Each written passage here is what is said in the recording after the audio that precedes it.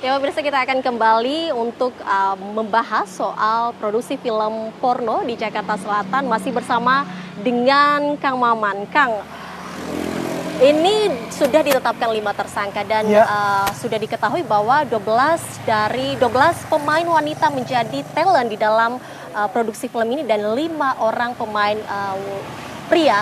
Dan ini Kang, ini dari kalangan selebgram, artis dan juga model yang mungkin kita sama-sama ketahui mereka ini public figure yang sudah dikenal oleh banyak orang. Nah, kenapa ini masih terjadi? Mereka kenapa masih berani melakukan hal tersebut, Kang? Ada 2 hal yang saya patut soroti. Yang pertama, banyak sorotan yang sifatnya bias gender, yang ditonjolkan selalu perempuan. Betul. Padahal yang terlibat bukan cuma perempuan misalnya, ada juga laki-laki dan lain sebagainya. Jadi mudah-mudahan kita tidak bias gender dalam hal tersebut. Yang kedua, dalam industri pornografi itu ada 2 jenis. Ada industri pornografi yang betul-betul profesional. Semua yang terlibat di dalamnya itu menyadari bahwa mereka sedang memproduksi film porno. Jadi ada kontrak dan lain sebagainya, ada skenarionya. Filmnya biasanya ciri-cirinya panjang, 30, 45, 1,5 jam. Tapi ada juga yang sifatnya tidak profesional. Pelakunya profesional, tapi sejumlah orang yang terlibat di dalamnya adalah karena dijebak. Biasanya dalam bentuk honey trap. Honey trap itu misalnya diajak video call, lalu kemudian tanpa sadar itu direkam, lalu kemudian korban diancam kalau tidak mau mengulangi lagi perbuatannya, ini akan disebar. Tapi secara tidak langsung sebenarnya diam-diam sudah disebar video tersebut. Atau juga untuk memeras si korban tersebut. Ada yang seperti itu. Nah, yang menarik hari ini adalah ternyata menurut penyelidikan polisi, mereka adalah selebgram, mereka adalah YouTuber, mereka adalah bintang-bintang yang sudah dikenal publik. Betul. Sebenarnya. Bahkan tadi warga mengatakan mereka menyebut tempat ini sebagai kontrakan biasa dan kantor YouTuber misalnya. Betul.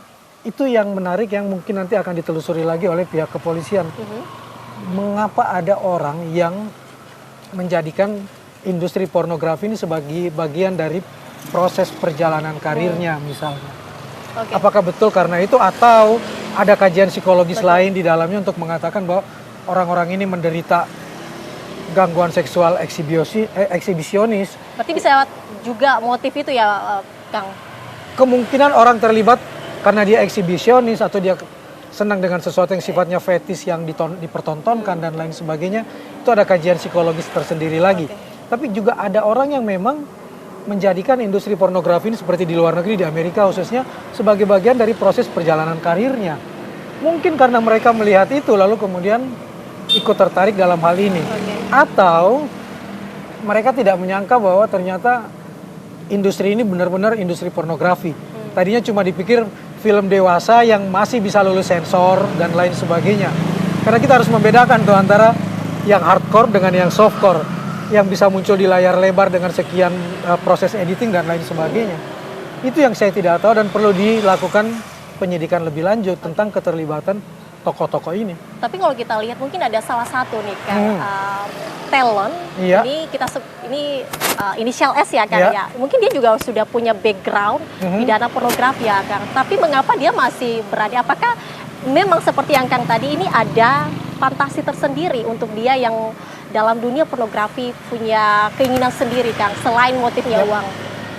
Ada yang sifatnya eksibisionisme dalam dunia hubungan intim, hubungan seksual. Mereka memang senang menampilkan bagian tubuhnya, bahkan senang ditonton orang ketika melakukan hubungan intim misalnya.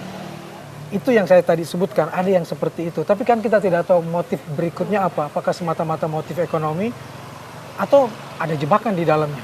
Mereka tidak sadar bahwa mereka sudah masuk ke dalam industri pornografi. Karena demi viral, demi konten kan kadang-kadang orang kemudian meleset sampai ke sana kan. Sehingga dia tidak sadar bahwa dia sudah masuk ke dalam industri pornografi yang kita belum tahu nih kontennya itu hardcore atau softcore. Karena belum pernah disampaikan juga oleh pihak kepolisian misalnya. Cuma diberitahu ada 120. Tapi kalau melihat 120 jumlahnya dan sudah dilakukan setahun, berarti industrinya sudah memang profesional. Artinya Kang, kita bisa bilang Kang, ini kurangnya sex education di warga Indonesia sehingga mereka masih tabu seperti yang Kang bilang tadi, mungkin mereka dijebak atau seperti apa Kang? Bukan lagi di soal sex education atau soal parenting di sini, Tapi betul-betul ini persoalan adanya industri dan ada orang yang sadar dan tidak sadar bahwa mereka terjebak dalam industri tersebut. Dan ini bukan semata-mata di industri pornografi kan. Kita tahu kan banyak YouTuber yang juga terjebak hanya demi viral, lalu kemudian berani melakukan apa saja dan tidak memikirkan konsekuensi hukumnya misalnya. Ini yang harus kita pelajari soal literasi digital. Dan yang menarik di sini kan ini bukan industri layar lebar. Betul. Kalau kita lihat mereka main di video streaming yang berbayar bahkan. Yang juga menarik untuk dikaji, untuk dikulik adalah data tentang 10.000 pelanggannya. Iya. Oke. Sejauh ini Kang melihat sudah ada sebenarnya upaya dari pemerintah. Apakah sudah efektif Kang? Melalui sudah pemblokiran rekening dan juga Menkominfo sudah men-take down semua link-link yang sudah disebarluaskan melalui produksi film ini. Harus berlomba. Oke. Karena di take down satu yang muncul banyak, di take down satu yang muncul banyak. Yang pertama itu, yang kedua gerakan nasional literasi digitalnya harus terus disosialisasikan kepada publik. Dan yang ketiga, lagi-lagi kita bicara soal efektivitas Undang-Undang ITE dan Undang-Undang Pornografi. Apakah sudah efektif atau tidak misalnya. Itu yang jadi masalah. Yang berikutnya, bahkan definisi pornografi itu yang akan nanti membuat kasus ini, menurut saya kemudian tidak menjerakan, tidak menggentar jerakan pelaku sekalipun, karena kemudian definisinya seperti pasal karet tentang apa itu definisi pornografi misalnya, apa yang tertera di dalam Undang-Undang ITE misalnya, dan yang harus dijelaskan di dalam Undang-Undang ITE yang betul-betul harus dijerat hukum adalah mereka yang mendistribusikan dan mentransmisikan video-video sejenis ini ke media elektronik dan lain sebagainya misalnya. Jadi pelaku penyebaran dan pendistribusiannya yang sebenarnya terjerat hukum. Itu yang harus ditekankan betul di Undang-Undang ITE. Ya. Siap Kang Maman, terima kasih banyak atas waktunya. Terima kasih. Ya pemirsa, demikian tadi perbincangan saya dengan Kang Maman. Memang ada beberapa faktor mengapa kemudian mereka tergiur untuk menjadi talent di dalam produksi film porno ini pemirsa. Kita harapkan semoga kedepannya pemirsa tidak terjadi lagi kasus-kasus yang seperti ini. Demikian, kembali ke Anda di studio. Kita Zega sepakat semoga tidak ada kasus-kasus demikian terulang lagi, terutama di tanah air kita ya. Terima kasih Zega. Baik, sekali lagi terima kasih Prita Zega. Kami jeda, nanti kami kembali dengan pembahasan mengenai penemuan 4 mayat tanpa kepala di wilayah Lampung. Nanti akan dipandu oleh rekan kami, ada Vena Kintan dari halte bus Transjakarta Bundaran HI. Sesaat lagi di Apa Kabar Indonesia Pagi.